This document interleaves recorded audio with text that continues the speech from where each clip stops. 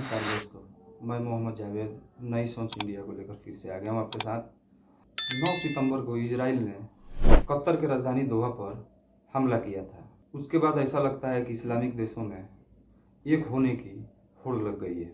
Islamic देशों में एकता की लहर जग गई है।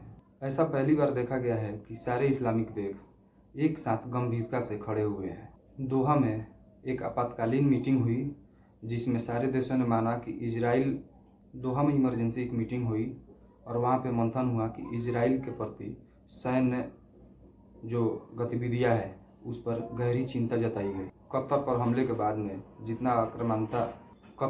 के बाद में जितना गुस्सा कतर ने नहीं दिखाया उतना गुस्सा मिस्र का देखा गया।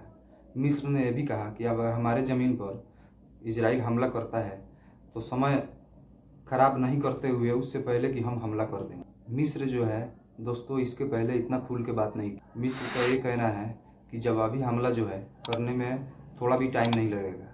आपको बता दें कि मिस्र वही कंट्री है जो अरब दुनिया में शक्तिशाली कंट्रियों में गिना जाता है और फ़िलिस्तीन में जो हो रही है उसके बगल में मिस्र ही है और मिस्र का ही बॉर्डर फ़िलिस्तीन से लगता है। दोस्तों, कतर में हमले के बाद में देखा ये भी गया है कि इजराइल और तुर्की आमने सामने है।